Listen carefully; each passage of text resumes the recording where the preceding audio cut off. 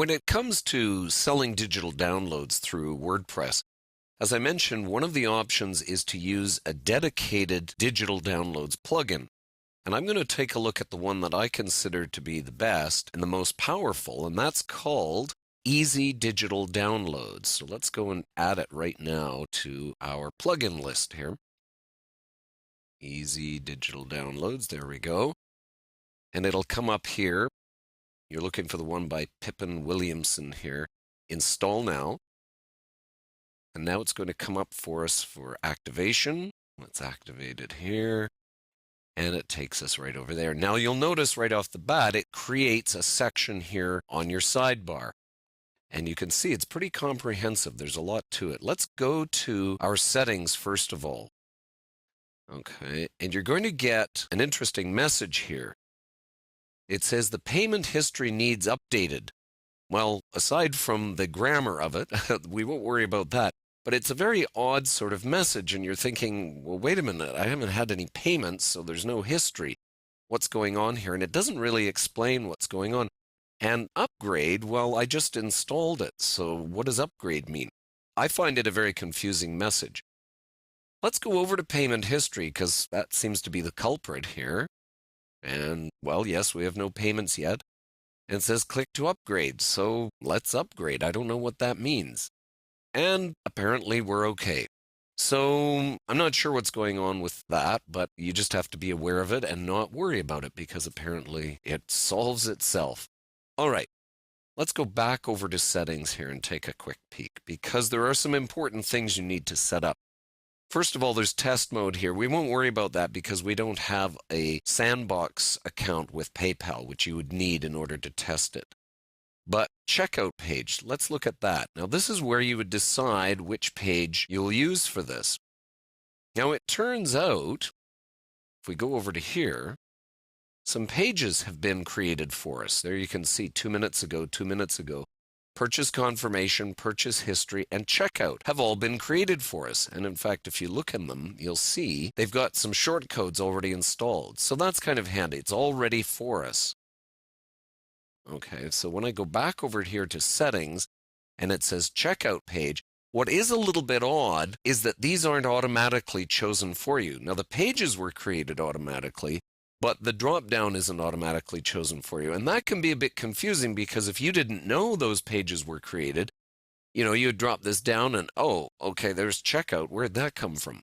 All right, so they could have pre-populated this, I would have thought. But anyway, let's go here and we're going to choose checkout for our checkout page. Success page. Now, this one may be less obvious, but we want purchase confirmation in here. Now, download link on success page. This is very, very important because if you don't check this off, there won't be a download link. Now, one of the most important things that this plugin's doing for us is providing a secure temporary download link. Okay, so you would think this would be automatically what's going to show up for us, but it doesn't unless you check this off. Now, you might say to yourself, well, but it'll show up in an email, right? In fact, it doesn't automatically show up in an email. In fact, if we go over to emails here, there's absolutely no automatic email coming up. So you need to fill out your email, and you'll see down below here, one of the items you can insert here, they're template tags you can insert, is download list.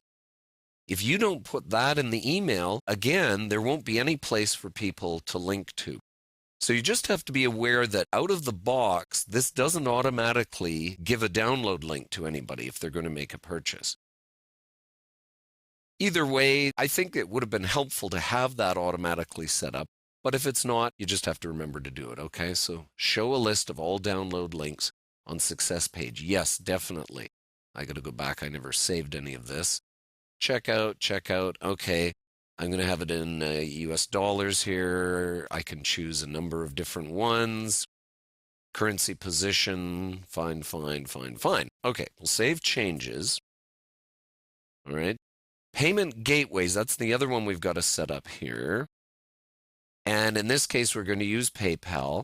Now, the icons, they don't automatically show up, so you have to check those off. You don't have to have all of them if you don't want. I want all of them plus PayPal. Let's put in my email address here for PayPal account. Now this one I'm not totally clear on exactly how it works, even after I've tried it out. If payments are not getting marked as complete, then check this box. This requires the buyer return to your site from PayPal. Well, I don't quite understand because we want the buyers to return to our site after PayPal, so I'm not quite sure what that means. If they're not getting completed, it says here check this box, which is disabling PayPal IPN verification. Now, of course, this is assuming you've got IPN verification turned on, which it doesn't really instruct you on any of that. We're going to leave these for the moment. I'm assuming what this means is if you're finding in your payment history here that payments are not getting marked as complete, you might have to try one of these two boxes to fix the problem. So yeah, it's a bit awkward, I think, the description here of what's going on. Anyway, let's save changes. And at this point, we've got everything basic set up for us here. Oh, we should do the emails just to be on the safe side here. And who they're coming from. So this is from Dishbelief. And this is the email to send purchase receipts from. I'll just say it's George at chowto.com. There we go. And then the subject mail, thanks for your purchase. And in here, I need to put in my download. I'm just going to do that because that's the main thing right now. Okay, let's do that. We will save changes. Okay, we're good to go. Styles and things you don't have to worry about too much right here. This is kind of a default thing that sets up the styling for buttons. Miscellaneous over here. There's some various things here. You could disable guest checkout. For the most part, you're going to want guest checkout. You don't want people to have to, especially if you're only selling one item, you don't want them to have to be a customer and log in and all of that. Download link expiration. How quickly do you want the link to disappear? The default is 24 hours. Okay, so you don't have to fill this in. But if you want it to be less than or more than 24 hours, usually a day is a good idea. People don't check their email all the time and so forth. Or if you don't have it going to the download page, they've got to check their email, that sort of thing. Disable re-download.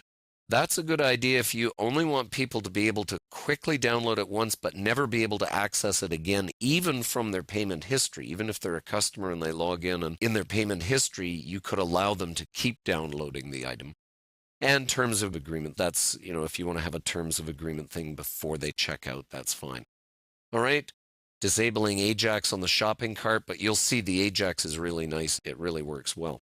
Okay, let's go in another video and take a look at how this all plays out on the website itself.